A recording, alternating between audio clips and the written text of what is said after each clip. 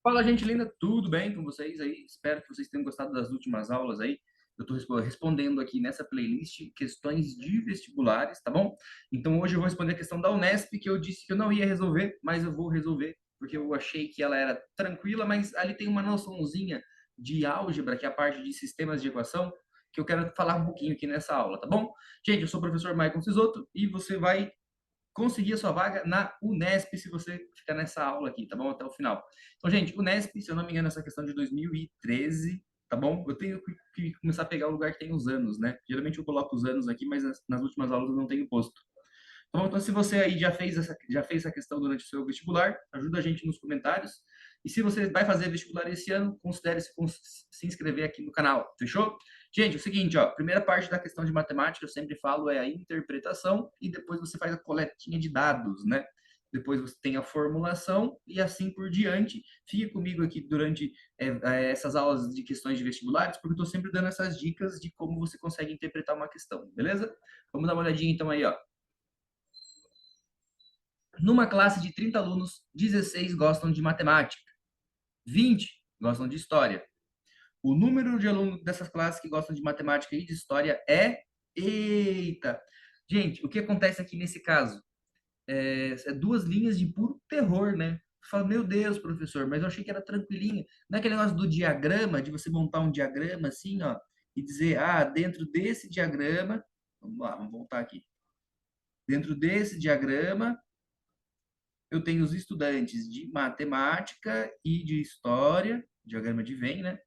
E eu tenho uma intersecção. Vamos chamar esse valorzinho da intersecção, que é a resposta, né, de x. Tá bom? Ah, e o professor começou a colocar x. Isso, porque, ó, teoria dos conjuntos é um assunto que está dentro do assunto de álgebra. Opa, deixa eu arrumar aqui meu lápis. Tá? E quem mais está dentro do assunto de álgebra? Os assuntos de equações, tá?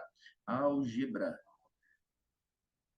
Então aqui eu consigo fazer o quê? O meu conjunto virar uma equação. Lá na frente você consegue fazer o conjunto virar uma função, tá bom? Esse assunto que eu estou trabalhando com vocês aqui, que é conjuntos, ele é um assunto do primeiro ano do ensino médio e ele é o primeiro assunto do ano, tá? A gente coloca ele aí para dar maturidade matemática para vocês, tá? Uma delas é a álgebra, então aqui eu vou transformar ele em uma equação. Na verdade, eu vou transformar isso daqui em três equações, ó, porque eu tenho simplesmente uma linha ali, como é que eu vou interpretar isso? Tá? Agora faz a coleta de dados. Olha como que isso muda, ó. Numa classe de 30 alunos, isso aqui já é uma interpretação gigante matemática, né? Então, se eu somar ali de 30 alunos e eu pegar que é, que eu tenho ali, todos que gostam de matemática, vamos chamar isso de Mzinho, todos que gostam de história, Hzinho, vou pôr, e todos que gostam dos dois juntos, somando os três, eu tenho todo mundo, né? Então eu tenho que 30 é igual, vamos fazer diferente aqui? Vamos colocar assim, ó, M mais X mais H, que são quem? Quem gosta somente de matemática, o X, olha o X. O X é quem gosta de matemática e de história ao mesmo tempo, né? Na teoria dos conjuntos é conhecido como intersecção, tá bom? E nessa intersecção ele apareceu ali na minha soma. Então, a partir de agora eu faço uma igualdade e isso é igual ao todo, né? No caso aqui, é a sala inteira, tá, gente? Poderia ter alunos fora aqui, que não gostam de nenhum, eu chamo de o conjunto N, um tiozinho em cima, tá? Mas nesse caso não tem, então todo o meu conjunto universo é quem? Esse pessoalzinho aqui. Tá? Então todo mundo está aqui. E eu tenho outra coisa, ó. 16 gostam de matemática. O que, que significa isso? Significa que é esse conjunto aqui, ó. É o Mzinho mais o X que gostam de matemática. Que é quem? 16. Que é quantos, né? 16. E da mesma forma, eu tenho aqui o outro lado, que é o H. H não tá virando um N. Mais X, que são 20 que gostam de história. Tá? Então, desse grupo, tem pessoas que gostam de um e de outro ao mesmo tempo. A gente já sabe aqui, porque somando, ó, ele dá mais do que o total. Tá? Aí, professor, mas como é que eu vou resolver isso daí? Gente, você poderia montar um sisteminha de equações aí. Sempre que a gente tem três variáveis, tem três incógnitas ali, né? A gente precisa obrigatoriamente ter três equações. Nesse caso, então, a gente consegue resolver.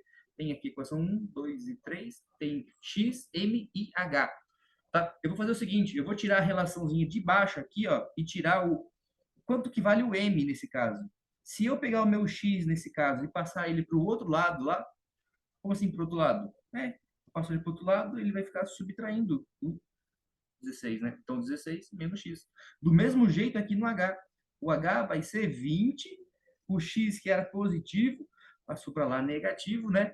Na verdade, você subtraiu ele dos dois lados, então desse lado ele fica subtraído, né? Do lado de cá, como você subtraiu, ele some, tá bom? E aí, o que, que eu tenho aqui? Quanto que vale meu M e quanto que vale o meu H. Quando eu jogo eles nessa relação aqui, ó, nessa de cima, que eu vou colocar agora bem de vermelhão, aqui, ó, só vai sobrar o X. Quem é o X? É esse grupinho do meio aqui, ó, essa intersecção, que é o pessoal que gosta dos dois, o que responde a minha pergunta, tá? Então vamos lá, interpretação, coleta de dados. Coletei os dados ali. Tá? Agora seria a parte da formulação, mas durante a minha coleta de dados, eu já criei as minhas fórmulas. Não está entre aspas isso, porque não é fórmula, são sistemas de equação. Então, eu criei as fórmulas. E a partir disso, agora eu faço as operações.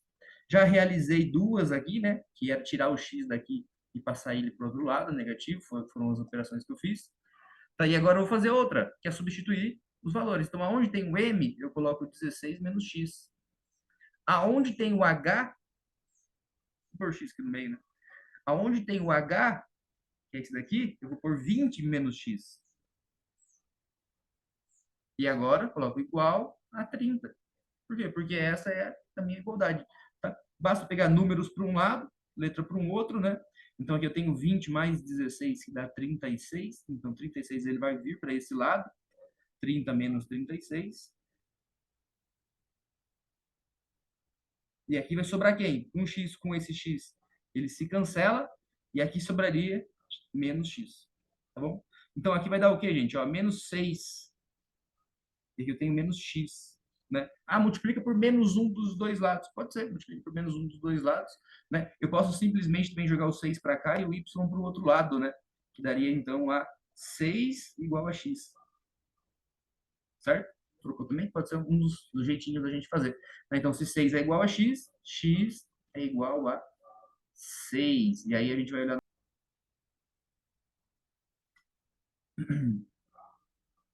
Dando aqui, então, x igual a 6, tá? Gente, a gente tem um probleminha nas respostas aí, tá?